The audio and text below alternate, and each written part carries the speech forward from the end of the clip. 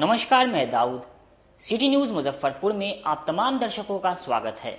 खबरों की ओर बढ़ने से पहले आइए नजर डालते हैं आज की मुख्य सुर्खियों पर। हेडलाइन के प्रायोजक हैं आवासीय उज्ज्वल विद्यापीठ। बच्चों के भविष्य के लिए एक कदम हमारे साथ बढ़ें। मुजफ्फरपुर के काजी मोहम्मदपुर थाना क्षेत्र में दिन दहाड़े आर्मी जवान की पत्नी से बाइक सवार 2 बदमाशों ने 2.5 लाख रुपए छीनकर हुए फरार। बिहार लोक सेवा आयोग की 70वीं संयुक्त प्रारंभिक परीक्षा में पहली बार अभ्यर्थियों के बारकोड की स्कैनिंग के बाद हुई एंट्री। और नगर विधायक विजेंद्र चौधरी का दावा, 2025 बिहार विधानसभा चुनाव में वही करेंगे मुजफ्फरपुर का नेतृत्व। ये थी आज की मुख्य सुर्खियां।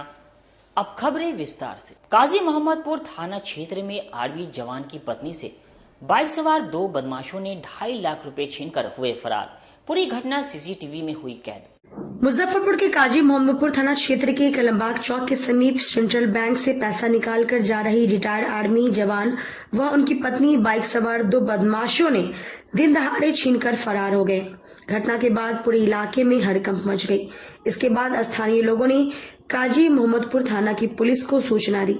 घटना की सूचना मिलते ही दल बल के साथ काजी मोहम्मदपुर थाना प्रभारी रवि कुमार गुप्ता, एसआई साकेत कुमार सहित कई पुलिस के जवान पहुंचे।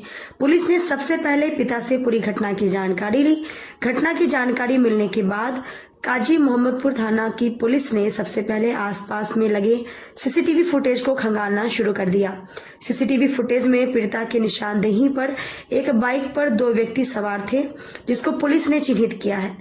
पुलिस ने सीसीटीवी फुटेज को रिकॉर्ड कर आगे की छानबीन शुरू कर दी है। सदर थाना क्षेत्र के गोबरसही निवासी रिटायर्ड आर्मी जवान पवन कुमार सिंह की पत्नी 50 वर्षीय सुनीता देवी ने कहा कि मारीपुर के सेंट्रल बैंक से 2.5 लाख रुपए निकालकर घर जाना था। इस दौरान कलमबाग चौक स्थित HDFC बैंक जा रहे थे। वहां से होम लोन संबंधित कुछ पेपर बैंक से निकलवाने थे, इसीलिए इस दौरान कलमबाग चौक से कुछ दूरी पहले ही पल्सर सवार 2 बाइक पहले से आगे बढ़कर थूक फेंका। उसके बाद मेरा पैसा वाला पर्स जो लाल कलर का था और उसमें जियो मोबाइल का कंपनी का मोबाइल, चेकबुक सेंट्रल बैंक का था, यह सभी था, जिसको बाइक सवार लुटेरा लेकर फरार हो गया, जो घर के कुछ कामों के लिए जा रहे थे। 31 अक्टूबर को रिटायर हुए आर्मी जवान पवन कुमार सिंह, जम्मू में कलर के पद पर तैनात थे। 31 अक्टूबर को ही वह रिटायर हुए और आज अपनी पत्नी सुनीता देवी को स्कूटी से लेकर सबसे पहले अपने घर गोबरसही से मारीपुर स्थित सेंट्रल बैंक और वहां से 2.5 लाख रुपए निकालकर फिर कलमबाग चौक स्थित HDFC बैंक में होम लोन संबंधित नो ड्यूज के कुछ कागजात निकलवाने थे, जिसके लिए वह कलमबाग चौक जा रहे थे। इसी दौरान स्पीकर चौक और कलमबाग चौक के बीच में सड़क पर इस घटना को पल्सर बाइक 2 बदमाशों ने अंजाम दिया। छिनतई की घटना की सूचना मिलने के बाद पहुंची SDPO टाउन A सीमा देवी, पीड़िता से जानकारी ली। SDPO टाउन 1 सीमा देवी ने बताया कि सूचना मिली थी कि एक महिला आ रही थी। स्कूटी से अज्ञात अपराधियों के द्वारा छिनतई की घटना को अंजाम दिया गया है। पुलिस जांच में जुट गई है। पुलिस सीसीटीवी फुटेज को खंगाल रही है। जल्द ही अपराधी की गिरफ्तारी की जाएगी। तो साल के अंदर पैसा रखे थे, इधर से हम गए हैं तो हम लोग का साथ गया है सर। और फिर जब साल हटाए हैं, जब थूक फेंक दिया है तो साल को हम लोग हटा दिए। पर्स उसको दिखने लगा, इसीलिए उसको लेने में आराम हुआ है। कैसे छीना? हाथ में से निकाल के चलते हम स्कूटी के पीछे इनको ऐसे पकड़े, इसमें लगा के पर्स को वैसे खींचा और निकल गया। हल्ला उल्ला किया? बहुत हल्ला किया, बहुत लोग से हेल्प मांगे, बाबू थोड़ा गाड़ी लेके जाइए ना, आगे देखिए। सब लोग देख रहा है, बोल रहा है आंटी पल्सर गाड़ी है, सब लोग बोला है। क्या आदमी से था? 2 आदमी से था। पीछे वाला हेमलेट नहीं पहना हुआ, चुप रहने। हाँ, उसका तो आ भी गया, फोटो देखिए। अच्छा, कहाँ से पैसा लेकर आ रहे थे? बैंक से हम लोग गए थे कागज लेने, वहाँ से फिर तो पैसा वहीं से लेके आ रहे थे। कौन बैंक से? पैसा तो निकाले थे हम लोग वहाँ से, सेंटर से। कहाँ सेंटर में? कहाँ है? सेंटर मारीपुर। ठीक है। वहाँ से आए हैं इसमें कागज निकालने। कौन बैंक? HDFC में कागज ले लेंगे। कलमबाग चौक पे इनको बोले दिए। हाँ, हम इनको बोले थे चलिए घर, हम लोग नहीं कागज लेंगे तो नहीं, चलो कागज आए हैं तो ले लेते हैं। और कागज ले लिए हैं, तब यही तो छीना है। हम सब लोग को हेल्प बहुत मांगे हैं, सब लोग देख रहा था गाड़ी लेके। पल्सर पर 2 आदमी सवार पल्सर था। पर 2 एगो सांवले खूब मोटा है, गोल गोल गाल, उसको हम तो पहचान लेंगे कहीं भी देख के उसको। अच्छा, पहले थूक टाइप का फेंक दिया। पहले इधर से थूक फेंका है, तो बोला है उसको उल्टी किसी को हो रहा है। बोले नहीं, हमको मन में शक था। जब सॉल हटा दिए तो उसको आराम मिला है निकालने में ना। छीना और भाग गया। किधर भागा? इधर गया। पता नहीं, एकदम झटकी में आया वो छीन के मैडम के मतलब के जे हाथ में से लाल पर्स था, उसी में 2.5 लाख रुपया और उसका मोबाइल था। हमारा पासबुक था, चेकबुक था सेंट्रल बैंक का, सब उठा खींच के ले गया। चेहरा बड़ा खुला हुआ था अपराधी का। हाँ, अपराधी का चेहरा खुला था। आगे बाइक चला था पल्सर गाड़ी पर, अगले का वाला हेलमेट था, पीछे वाला बिना हेलमेट का। आप लोगों को शक था कि पहले से भी रेकी करते आ रहा कुछ कोई ऐसा? शक नहीं था। ऐसे आम पब्लिक जैसे हम आगे चला रहा था, कोई दुश्मनी नहीं था। ये महिला एक आ रही थी स्कूटी पे और कुछ अज्ञात लोगों के द्वारा 2 लोग थे बाइक पे, उनसे उनका पर्स छीन लिया गया जिसमें मोबाइल भी था। थोड़ी दूरी के बाद उन्होंने मोबाइल बंद कर दिया है और जहाँ तक ये आदमी बता रही हैं कि 2.5 लाख के आसपास अमाउंट था। कैमरा में आप लोग देख रहे हैं, अब जांच कर रहे हैं हम लोग। बिहार लोक सेवा आयोग की 70वीं संयुक्त प्रारंभिक परीक्षा मुजफ्फरपुर के 42 परीक्षा केंद्रों पर शांतिपूर्ण संपन्न हुई। बिहार लोक सेवा आयोग की 70वीं संयुक्त प्रारंभिक परीक्षा आज है।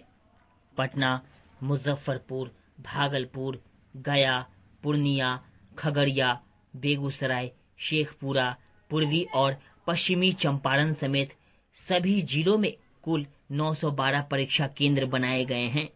बिहार लोक सेवा आयोग 70वीं संयुक्त प्रारंभिक प्रतियोगिता परीक्षा का आयोजन मुजफ्फरपुर जिले के 42 परीक्षा केंद्रों पर है। शुक्रवार को विशेष जांच के बाद परीक्षार्थी को परीक्षा केंद्र में एंट्री दी गई।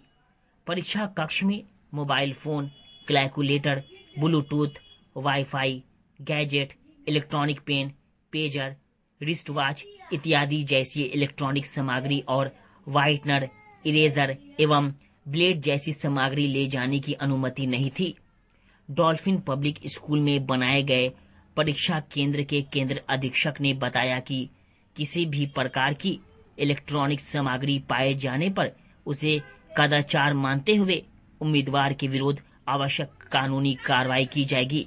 एग्जामिनेशन सेंटर पर महिला अभ्यर्थियों के लिए अलग से व्यवस्था की गई थी।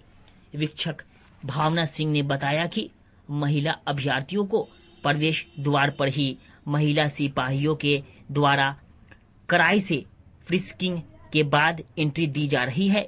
साथ ही सीसीटीवी, वीडियोग्राफी और नियंत्रण कक्ष के माध्यम से परीक्षा की सतत एवं प्रभावी मॉनिटरिंग की जा रही है। परीक्षा केंद्र पर परीक्षा मोबाइल जैमर की भी व्यवस्था की गई है। कुल 4.85 लाख परीक्षार्थी इस परीक्षा में शामिल हो रहे हैं। परीक्षा में किसी तरह की कोई गड़बड़ी न हो, इसके लिए सारी तैयारी पूरी कर ली गई है। अभ्यर्थियों को 2.5 घंटा पहले यानी सुबह 9:30 बजे बुलाया गया है। परीक्षा शुरू होने से 1 घंटा पहले यानी 11 बजे तक ही एग्जाम सेंटर में प्रवेश दिया जाएगा। प्रवेश परीक्षा को लेकर आयोग ने एक नई पहल की शुरुआत की है। अब सभी केंद्रों पर अभ्यर्थियों के बार कोड की स्कैनिंग की जाएगी। स्कैनिंग में सब कुछ स्पष्ट होने के बाद ही अभ्यर्थियों को प्रवेश की अनुमति दी जाएगी। इन सभी प्रक्रियाओं को परीक्षा शुरू होने से 1 घंटा पूर्व पूरा करना अनिवार्य है। मॉडरेट लेवल का था, पिछले बारी से थोड़ा सा इजी क्वेश्चन था। हिस्ट्री से क्वेश्चंस काफी थे, जनरल साइंस से थे और बिहार स्पेशल से थे। कहाँ से आए आप? हाजीपुर से। क्या नाम है? स्वरूपा। ठीक ठाक रहा। किस तरीके का क्वेश्चन जैसे इस लास्ट 69 से पहले वाला जो पैटर्न था वही पैटर्न आया है। 1 लाइनर टाइप का है और MCQ 4 जानते ही हैं, तो लास्ट ईयर की कंपटीशन में इजी है। बाकी सब्जेक्ट में सबसे हार्ड क्वेश्चन मतलब सब्जेक्ट वाइज है तो मतलब BPSC का रिकॉर्ड रहा है। एनसीईआरटी हिस्ट्री से टफ था, मिडाइवल से भी था, कुछ क्वेश्चन वो टफ था। कहाँ से आए थे आप? मैं बिहार से आया हूँ, पटना से जी। बहुत अच्छा एग्जाम गया सर। कहाँ से आए थे? हम तो सर वैसे जहानाबाद के रहने वाले हैं, लेकिन आए थे दरभंगा से जी। कोई परेशानी हुई? नहीं सर, परेशानी नहीं हुआ, बहुत अच्छा। जिस लेवल की तैयारी हमने किया था उस लेवल का अच्छा लगा, एग्जाम देने बहुत अच्छा लगा। बीपीएससी के अभ्यर्थियों ने परीक्षा बाद मुजफ्फरपुर जंक्शन से वापस जाने के दौरान अप और डाउन ट्रेनों पर कब्जा कर लिया, जिससे जंक्शन पर घंटों अफरा तफरी मची रही। बीपीएससी के शिक्षक अभ्यर्थियों ने परीक्षा बाद सैकड़ों की संख्या में मुजफ्फरपुर जंक्शन पहुंच गए। दोपहर 3 बजे के बाद जो भी ट्रेन आई उन पर कब्जा लिया। उस दौरान जंक्शन पर घंटों मच रही अफरा तफरी। इसको लेकर आरपीएफ और जीआरपी मुस्तैदी से तैनात रहे। शाम 5 बजे अवध असम एक्सप्रेस, राजधानी एक्सप्रेस, पवन एक्सप्रेस, सहरसा से अमृतसर जाने वाली जनसाधारण एक्सप्रेस, स्वतंत्रता सेनानी आदि ट्रेनों में भर गए। जिनको 1 दिन की परीक्षा थी वे लोग निकल गए। जिनका 2 दिन की परीक्षा थी वे लोग अपने अपने ठिकानों पर रात्रि विश्राम में चले गए। जिनको जगह नहीं मिली वे मुजफ्फरपुर जंक्शन के waiting hall, foot over bridge पर चादर तानकर प्लास्टिक बिछाकर सो गए। रिटायरिंग रूम, होटल सभी फुट होने के चलते काफी देर तक लोग भटकते रहे। कुछ लोग तो रात को पहुंचे, वे लोग अपने रिश्तेदारों के यहाँ चले गए। कुछ लोगों को सुविधा नहीं होने पर स्टेशन पर ही रात गुजारना पड़ा। आराम से आए भैया। व्यवस्था यहाँ का सही था? हाँ ठीक ठाक। भीड़ भाड़ मिली? हाँ भीड़ अच्छा खासा है। बीपीएससी का 17वीं बीपीएससी का देकर आ रहे हैं। यहाँ का जो व्यवस्था था उस व्यवस्था से बहुत अच्छा था, बहुत अच्छा। हाँ, कहाँ सेंटर है? सेंटर था यहीं पर मुजफ्फरपुर में था, LNT कॉलेज में था जी। क्वेश्चन जो था वो किस तरह का था? सब था एकदम लॉलीपॉप, पूरा लॉलीपॉप। ठीक था। क्वेश्चन आसान था लेकिन ऑप्शन बारीकी से बहुत सेट किया गया था। लेवल से ऊपर नहीं ना था? नहीं, बहुत नीचे, लेवल से नीचे था। बढ़िया था। क्या लग रहा है, निकल जाइएगा? हाँ एकदम कंफर्म निकल जाएगा, उम्मीद है जी। काम एवरेज था, एवरेज रहा। क्वेश्चन मॉडरेट मोड में था, मतलब कि ज़्यादा वास्ट भी नहीं था, मतलब कि एक ना सिलेबस के अनुसार था, जो सिलेबस बताया गया उसी अनुसार था। क्वेश्चन मॉडरेट मोड में था एग्जाम। भीड़ भाड़ का कुछ नहीं सामना करना पड़ा? भीड़ भाड़ का तो अब नया, देखिए हम लोग के लिए तो नया जगह था तो इसलिए थोड़ा सा तो ट्रैफिक था ही, लेकिन उतना कठिन नहीं था, मतलब कि सही समय पे सब कुछ समय पे पहुंच गया। कहाँ सेंटर था आपका? मेरा मुजफ्फरपुर था, राजकृत एकेडमिक स्कूल में था। दिसंबर में भी गर्मी की छुट्टी जैसी भीड़, ट्रेनों में कंफर्म टिकट नहीं मिल रहा। ठंड का मौसम जारी है। 15 दिसंबर से खरमास भी शुरू हो रहा है, लेकिन इन दिनों ट्रेनों में गर्मी की छुट्टी जैसी भीड़ हो रही है। दिल्ली, मुंबई, गुजरात के साथ ही दक्षिण भारत की तरफ जाने वाली ट्रेनों में पैर तक रखने की जगह नहीं। 20 दिसंबर तक सभी प्रमुख ट्रेनों में लगभग नो रूम जैसी स्थिति है। मुजफ्फरपुर जंक्शन से गुजरने और खुलने वाली लंबी दूरी की किसी भी ट्रेन में दिसंबर तक कंफर्म टिकट नहीं मिल रहा। प्रमुख ट्रेनों में वेटिंग लिस्ट भी 100 से ऊपर है। आइए एक नजर डालते हैं इन प्रमुख ट्रेनों पर।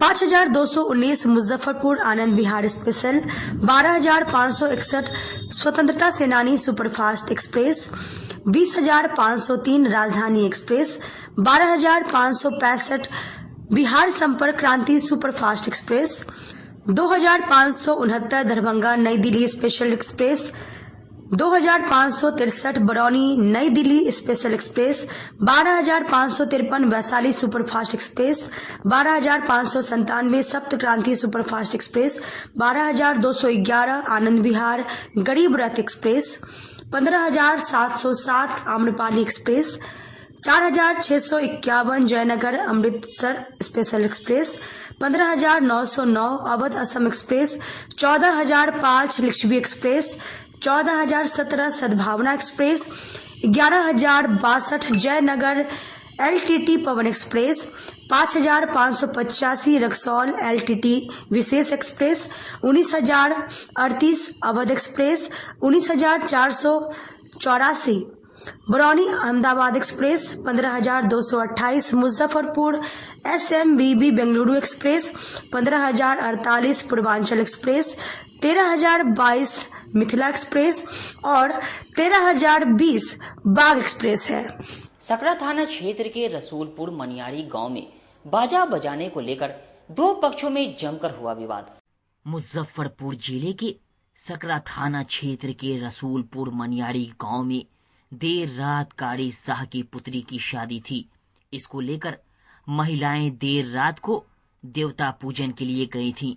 इसी दौरान बाजा बजाने को लेकर कुछ विवाद हुआ, जिसके बाद एक समुदाय के कुछ लोगों के द्वारा देवता पूजन को जा रही एक पक्ष की महिला सबिता देवी और लोगों के साथ मारपीट शुरू कर दिया गया।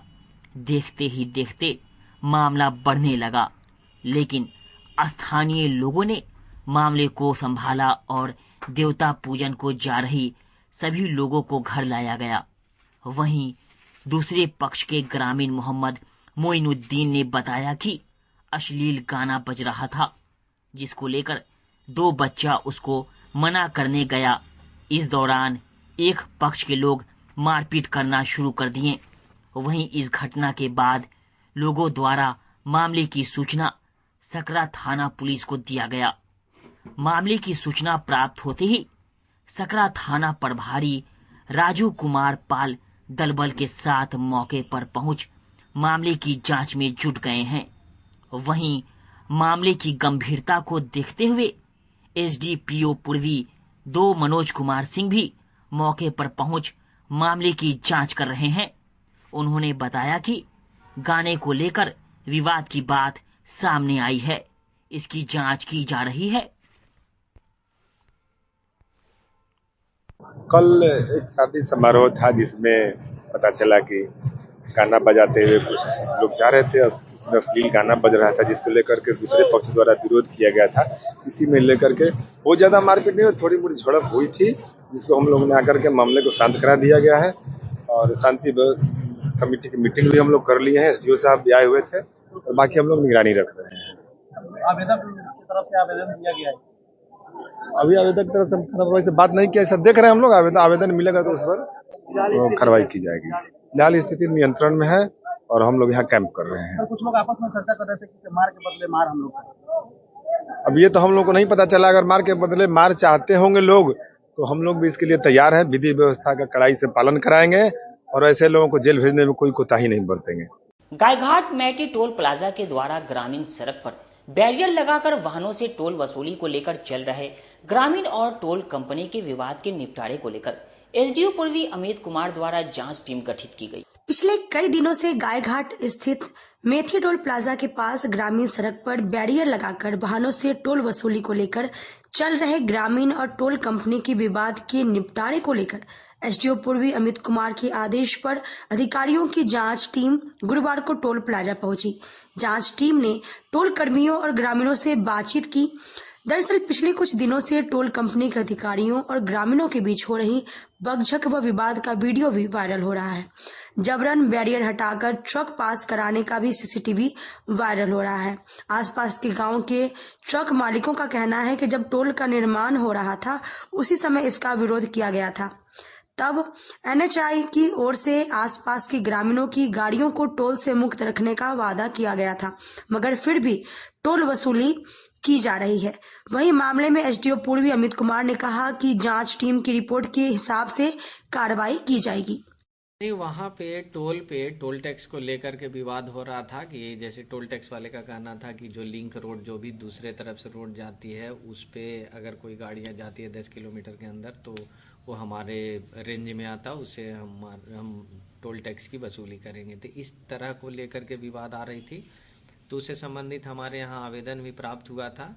तो मेरे द्वारा टीम का गठन किया गया था जिनके द्वारा आज जांच की गई है। अब जांच में जो भी जांच प्रतिवेदन आएगा उसके अनुसार अग्रेतर कार्रवाई हम लोग करेंगे। वक्त हो चुका है एक छोटे से ब्रेक का। बनी रही हमारे साथ, देखते रहिए सिटी न्यूज मुजफ्फरपुर। अपने सपनों की आशिया को दे एक नई पहचान माँ भवानी डेकोर प्राइवेट लिमिटेड के साथ, जो है ऑथराइज्ड डिस्ट्रीब्यूटर ऑफ कजारिया। देश की मिट्टी से बनी टाइल से देश को बनाते हैं। और जहाँ मिलती है सभी प्रकार के Indian and imported granite, marble, sanitary एवं कोटा स्टोन का अनोखा एवं आकर्षक संग्रह। माँ भवानी डेकोर प्राइवेट लिमिटेड मतलब a complete floor solutions. New 0 mile Dadar road Muzaffarpur. Call 9934753111। Muzaffarpur जिले की शान बन चुकी बाबा लाठी अब लोगों की जरूरत बन चुकी है। अत्याधुनिक रेंज और भरोसे को समेटे हुए लोगों के लिए नई नई डिजाइनर लहठी बाजार में उतारते रहते हैं। ऐश्वर्या राय बच्चन, सचिन तेंदुलकर की पत्नी से लेकर न जाने कितने सारी नामी हस्तियां इस लहठी के दीवाने हो चुके हैं। लोगों के साथ ने ही बाबा लहठी की पहचान देश से लेकर विदेश तक बनाई है। ऐसा साथ बनाए रखने के लिए आप लोगों का तहे दिल से धन्यवाद।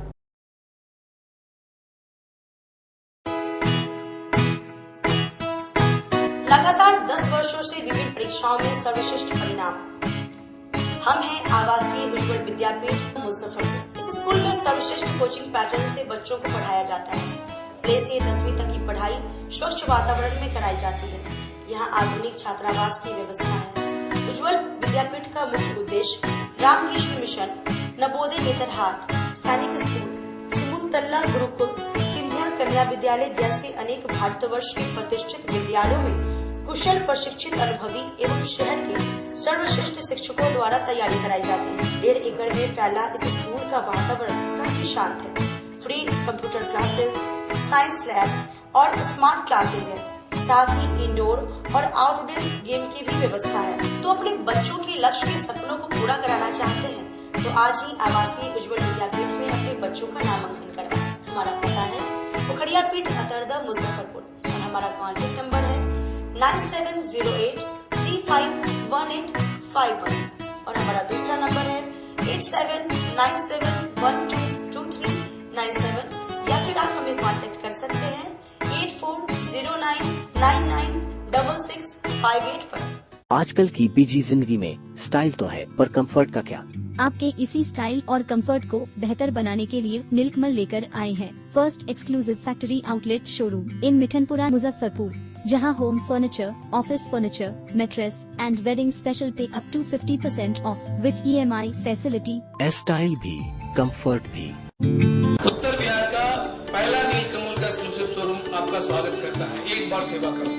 ब्रेक के बाद एक बार फिर से आप तमाम दर्शकों का स्वागत है। आइए रुक करते हैं आगे की खबरों की ओर। नगर विधायक विजेंद्र चौधरी ने प्रेस कॉन्फ्रेंस कर दावा किया कि बिहार विधानसभा चुनाव 2025 में वह मुजफ्फरपुर विधानसभा से कांग्रेस का प्रत्याशी फिर से बनेंगे। शुक्रवार को नगर विधायक विजेंद्र चौधरी ने अपने आवास पर प्रेस कॉन्फ्रेंस कर शहर में चल रही चर्चाओं को अफवाह बताते हुए इसे विरोधियों की साजिश बताई। आपको बता दें कि शहर में चर्चाओं का बाजार गर्म था कि विजेंद्र चौधरी बीमार हैं और चुनाव नहीं लड़ेंगे। उनकी जगह उनकी बेटी चुनावी मैदान में उतरेंगी। वहीं कुछ लोग तो यहां तक कह रहे थे कि विजेंद्र चौधरी कांग्रेस छोड़कर किसी दूसरे दल का दामन थाम सकते हैं। इन सभी अफवाहों पर विराम लगाते हुए विजेंद्र चौधरी ने कहा कि वह पूरी तरह से स्वस्थ है और कांग्रेस उन्हें टिकट देती है तो वह फिर से मुजफ्फरपुर नगर क्षेत्र में चुनाव लड़ेंगे। नगर विधायक ने कहा कि मैं मुजफ्फरपुर शहर के सर्वांगीण विकास के लिए हमेशा प्रयत्नशील हूं और विकास कार्य को जमीनी स्तर पर लाने की कोशिश तत्परता से करता रहता हूं।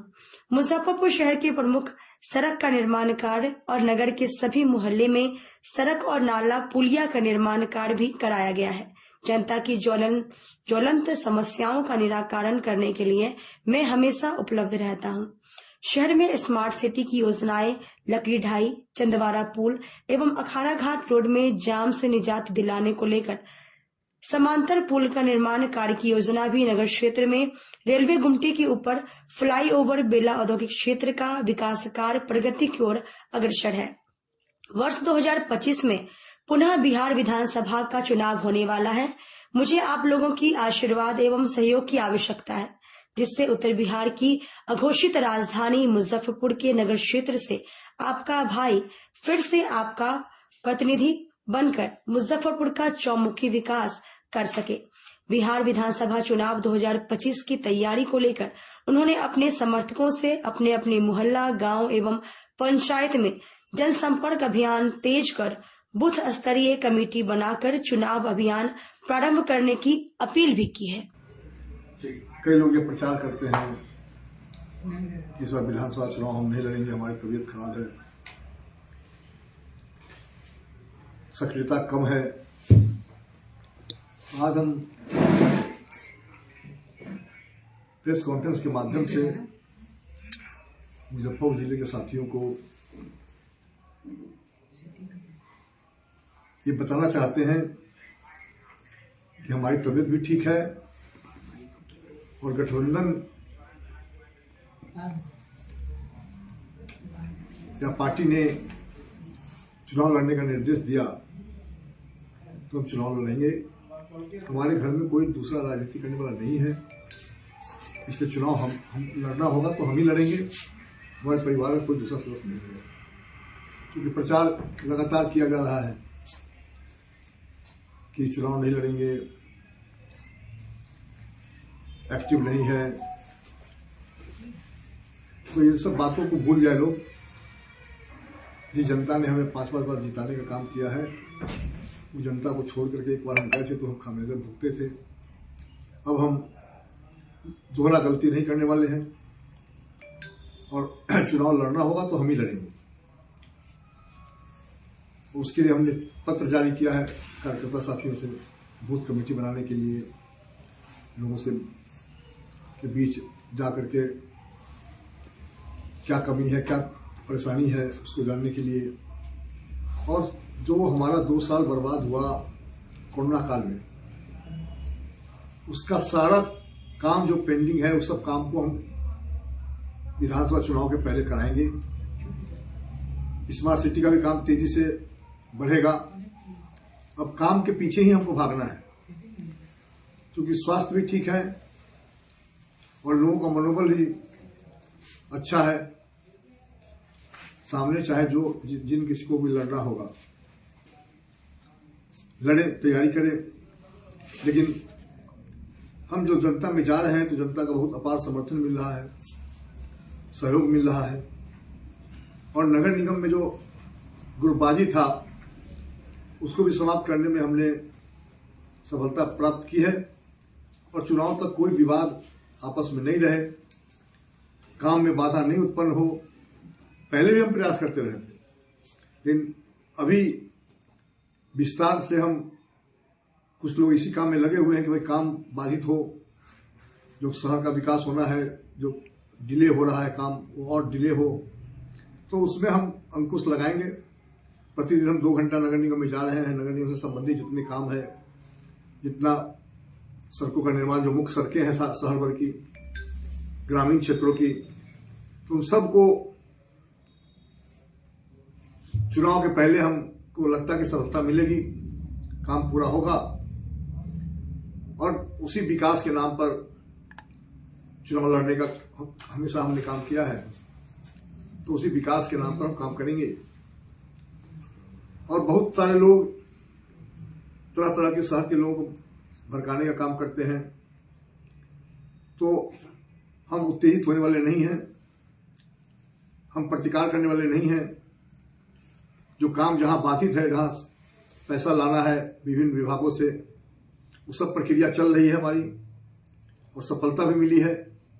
कई नई योजनाओं के माध्यम से शहर के विकास में जो गति रुका हुआ है, चाहे वो बनारस चौक से लेकर के सोडा गोडाउन का रोड हो, चाहे बेला साइड में रोड हो, 60-70 योजनाएं ऐसी है जिसको चुनाव से पहले अपनी अमली जामा बनाने का प्रयास किया जाएगा। बेला साइड में, ब्रह्मपुरा साइड में, सब जगह काम में तेजी लाने का प्रयास किया जा रहा है। स्मार्ट सिटी का काम भी जो अधूरा है उसको पूरा किया जाएगा और संघर्ष भी किया जाएगा। जरूरत पड़े तो स्मार्ट मीटर के नाम पर आम आदमी को जो पैसा का दोहन हो रहा है, कमजोरी परेशानी लोगों का बढ़ा हुआ है।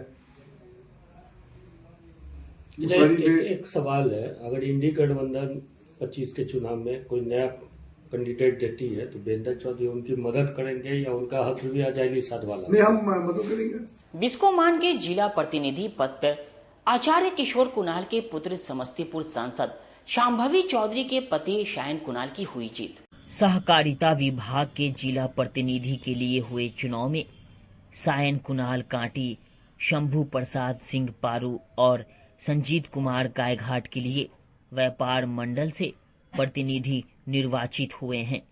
जिला सहकारिता पदाधिकारी ने बताया कि चुनाव में पैक्स प्रतिनिधि के लिए हुए चुनाव में एक ही नामांकन होने से पहले ही निर्वाचन निर्विरोध हो चुका था, जबकि व्यापार मंडल के लिए कुल 9 मतदाता होते हैं। 544 के कैटेगरी में मतदान किया गया है।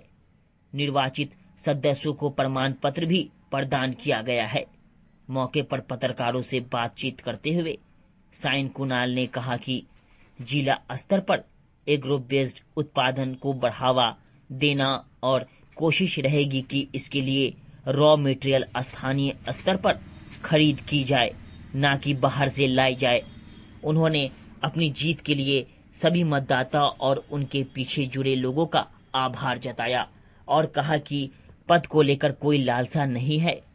वह प्रतिनिधि बने हैं तो यहाँ के मतदाता और लोगों से राय विचार कर जो भी निर्णय होगा उसको लेकर आगे बढ़ने का काम करेंगे। बिस्कोमान के अध्यक्ष पद को लेकर भी चर्चा पर उन्होंने स्पष्ट किया है कि अपने मतदाताओं और समर्थकों से बैठक के बाद ही आगे की रणनीति पर काम करेंगे। अब तो जब अगले चुनाव की अधिसूचना जारी होगी तब विचार किया जाएगा अपने लोगों के बीच, लेकिन सबसे प्रथम यहाँ के मतदाताओं को धन्यवाद देना चाहते हैं कि इतना आशीर्वाद और प्यार आप लोगों ने दिया। ये लोग तो प्रतिनिधि चुन के आते हैं, फिर वो लोग अपना प्रतिनिधि चुनते हैं। तो मुजफ्फरपुर के तमाम प्रतिनिधियों के प्रति आभार और बहुत बहुत धन्यवाद। जी, प्राथमिकता तो सबसे पहली ये है कि जो यहाँ पर जो फैक्ट्रीज लगी हैं, जो एग्रो बेस्ड फैक्ट्रीज हैं, उनके बारे में जो सूचना आई है कि वो जो रॉ मटेरियल का जो यूज़ करते हैं वो यहाँ के बाहर के किसानों से खरीदने का काम करते हैं। सबसे पहली प्राथमिकता है कि जो यहाँ जैसे मान लीजिए जो एथेनॉल प्लांट है, उस एथेनॉल प्लांट में जो रॉ मटेरियल यूज़ होता है वो यहाँ के किसानों से खरीदा जाए। ये सबसे पहली प्राथमिकता है कि जिससे यहाँ के किसानों को फ़ायदा होगा। इन्हीं कुछ चीज़ें हैं जिनके साथ आगे बढ़ा जाएगा।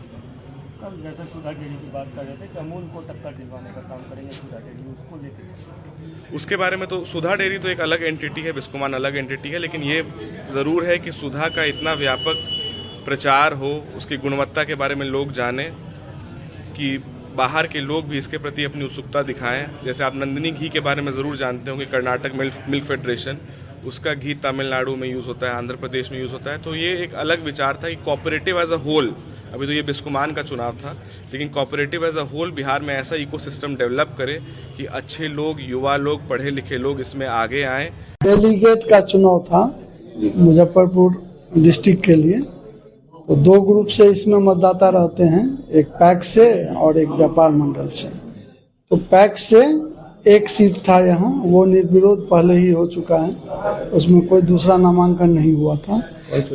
व्यापार मंडल में आज इलेक्शन था, उसमें 9 वोटर हैं और 3 पद हैं, तो वो इसका चुनाव कराया गया। उसमें से 3 पद जो है 6-5-5 करके हाईएस्ट वोटर आए हैं, उसमें 3 आदमी निर्वाचित हुए, उनको अभी सर्टिफिकेट दिया। एक सायन कुणाल जी हैं, एक शंभू बाबू हैं, एक संजीत जी हैं। मुजफ्फरपुर क्लब परिसर में दूसरे दिन राम कथा सुनाई गई। रानी सती मंदिर सिकंदरपुर के द्वारा आयोजित श्री राम कथा रूपी गंगा आज निरंतर बहती। आज मुजफ्फरपुर क्लब जिला मुजफ्फरपुर बिहार के पवित्र प्रांगण में श्री राम कथा के द्वितीय दिवस नवधा भक्ति में दूसरी भक्ति पूज्य महाराज जी कहते हैं, भगवान की भक्ति का सबसे सरल साधन राम जी की कथा है, क्योंकि भव सागर जह पार जो पावा, राम कथा ता कह ढिंढ नावा। संसार सागर में राम कथा का एक सुंदर नौका के समान है। हम सरलता से बैठकर संसार रूपी सागर से पार जा सकते हैं। साधक के जीवन में निरंतर सत्संग बना रहता है, तब अपने लक्ष्य से नहीं भटकता। नवधा भक्ति का जिक्र धर्म ग्रंथों में मिलता है। त्रेता युग में भगवान श्री राम ने माँ सबरी से नवधा भक्त के बारे में कहा था। नवधा भक्ति का अर्थ 9 प्रकार से भक्ति से होता है। रामायण के रामचरित मानस के अरण्य कांड में नवधा भक्ति का वर्णन है। जब माँ शबरी श्री राम से कहती हैं कि मैं नीच अधम मंद बुद्धि हूँ, तो मैं किस प्रकार से आपकी स्तुति करूँ। भगवान श्री राम शबरी जी की भूरी भूरी प्रशंसा करते हैं। इसके बाद भगवान माँ शबरी को नवधा भक्त कहते हैं, जिसे तुलसीदास जी ने अपनी चौपाई में लिखा है। नवधा भक्ति कहूँ तोहु पाहु सावधान सुनु धरु मन माही। प्रथम भक्ति संतः कर संगा, दूसरी रति मम कथा प्रसंगा। कथा के प्रारंभ में यजमान श्री पुरुषोत्तम जी देवरा सपरिवार साथ में राम कथा के संयोजक श्री गरीबनाथ बंका, श्री प्रभात बंका, ललित केजरीवाल, बेनी बाबू चांद कोठिया, राजकुमार केडिया, रेवती रमन गोयंका, राम गोपाल जलान ने सपरिवार व्यासपीठ का पूजन किया। आरटीआई एक्टिविस्ट रजी हसन ने सरकारी कार्यालयों में दिव्यांगजनों की शिकायत और निवारण के लिए अलग से एक अधिकारी की नियुक्ति की मांग जिला अधिकारी से की। दिव्यांगजन अधिकार अधिनियम 2016 की धारा 23I में निहित प्रावधान के कार्यान्वयन हेतु प्रत्येक सरकारी स्थापना में शिकायत प्रतितोष अधिकारी की नियुक्ति के संबंध में आरटीआई एक्टिविस्ट रजी हसन ने जनता दरबार के माध्यम से जिला अधिकारी को ज्ञापन सौंपा।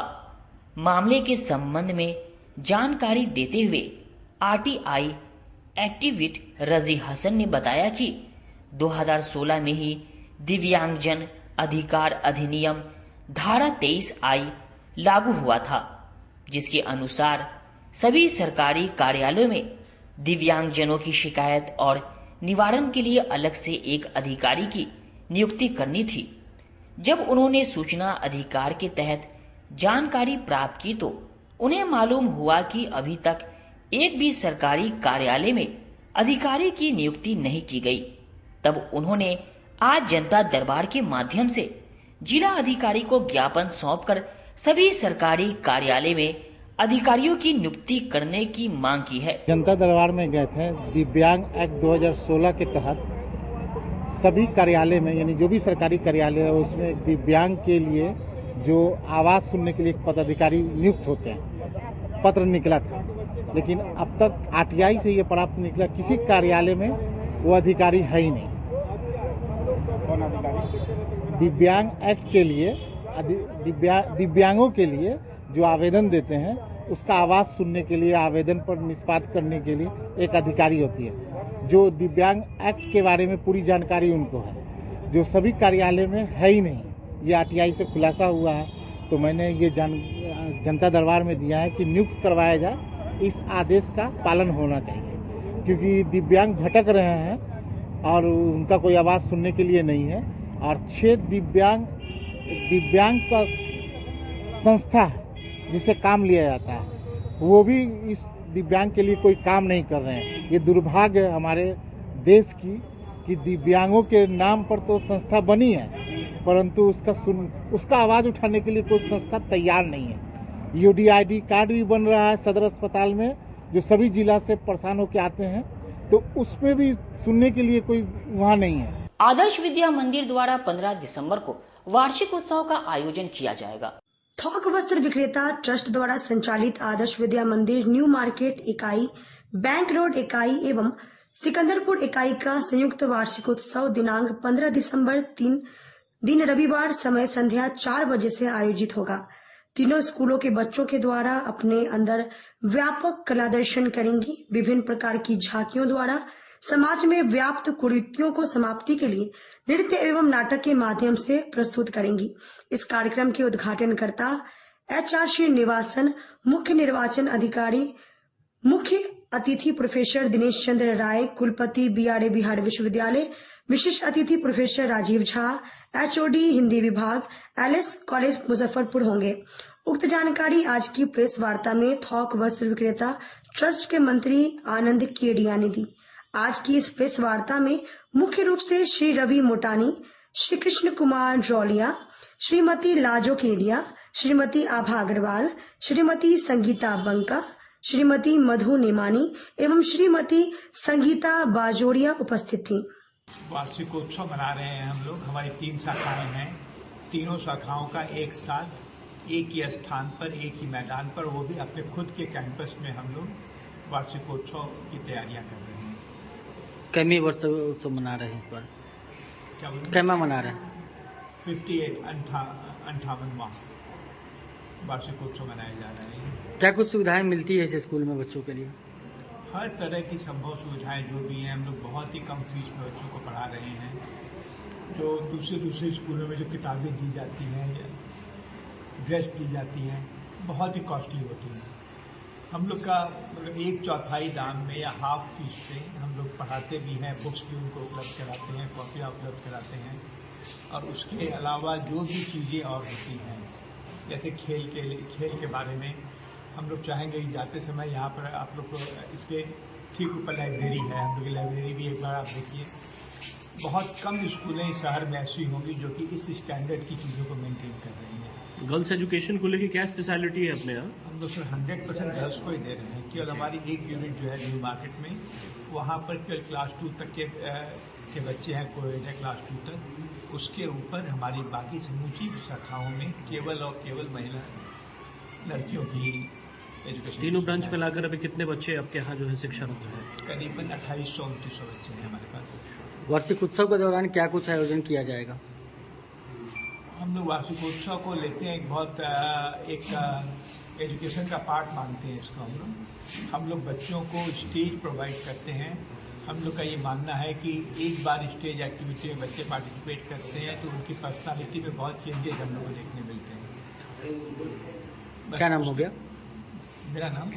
अपने लंबित और बाधित वेतन भुगतान की मांग को लेकर उर्दू शिक्षक सज्जाद आलम ने जिला अधिकारी से आमरण अनशन करने की इजाजत मांगी। लंबित वेतन तथा बाधित वेतन भुगतान की मांग को लेकर पारो स्थित कन्या मध्य विद्यालय के उर्दू शिक्षक सज्जाद आलम ने जिला अधिकारी से आमरण अनशन करने की इजाजत मांगी, जिसे उनके कार्यालय से निरस्त कर दिया गया।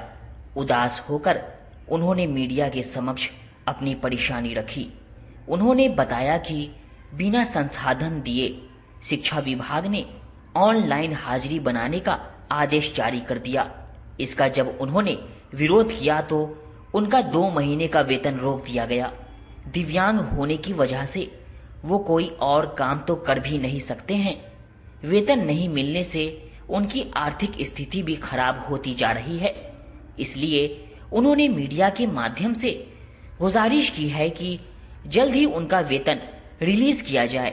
कि आज जो है सो शिक्षा विभाग के द्वारा नए फरमान प्रतिदिन आते रहे थे और के पाठक जब आए थे तो उनके द्वारा जो है सो छुट्टी की कटौती की गई, जिस पर गर्मी की छुट्टी पर मेरे द्वारा विरोध किया गया और 31 दिनों की छुट्टी को मेरे द्वारा ली गई और जिसके कारण पाठक जी के द्वारा जो है सो मेरी बर्खास्तगी का आदेश दिया गया और साथ ही साथ मेरा और केस भी दायर की गई। लेकिन हम अपनी बातों पर अडिग रहे तो हम पर कोई कार्रवाई नहीं हुई, लेकिन वेतन रोक दिया गया। और उसके बाद फिर नया फरमान आया कि ऑनलाइन अटेंडेंस बनाना। मेरा यही कहना है कि कानून और व्यवस्था दोनों एक दूसरे के पूरक हैं। कानून अब जिस तरीके से बनाया जा रहा है, व्यवस्था उस तरीके से दी नहीं जा रही है। मोबाइल दिया नहीं गया और हाजिरी बनाने को कहा गया तो मेरे द्वारा इसका विरोध किया गया और मैंने ऑनलाइन अटेंडेंस बनाने से इनकार कर दिया, जिसके कारण से मेरा 2 महीने से वेतन रुका हुआ है। और इस पर मैंने डीएम सर से 2 बार हम मिले भी थे और 2 बार आवेदन दे करके उनसे अपनी समस्या के बारे में अवगत भी कराए। लेकिन लगता है कि ऊपरी दबाव है। प्रतिलिपि भी हर जगह दिया गया, डीओ, डीपीओ, बीडीओ, बीओ सबको प्रतिलिपि दी गई और आज दिनांक 13 तारीख शुक्रवार के 13/12/2024 शुक्रवार के दिन जब हम परमिशन लेने के लिए एसडीओ के पास आए तो उन्होंने परमिशन देने से इनकार कर दिया। इससे यही स्पष्ट होता है कि शायद ऊपरी दबाव है और लोकतंत्र की कहीं ना कहीं हत्या की जा रही है। तो हमें यही कहना है कि इस न्यूज़ को ज़्यादा से ज़्यादा फैलाइए कि ताकि लोकतंत्र की मजबूती को हम लोग बना सके और एक अन्याय के खिलाफ हम गोलबंद हो सके, हम तमाम शिक्षक, ताकि अन्याय का जड़ से सफाया किया जा सके। खबरों का सिलसिला यहीं होता है समाप्त। अब मुझे और मेरी पूरी न्यूज टीम को दीजिए इजाजत। कल फिर मिलेंगे आपसे शहर की तमाम खबरों के साथ। नमस्कार।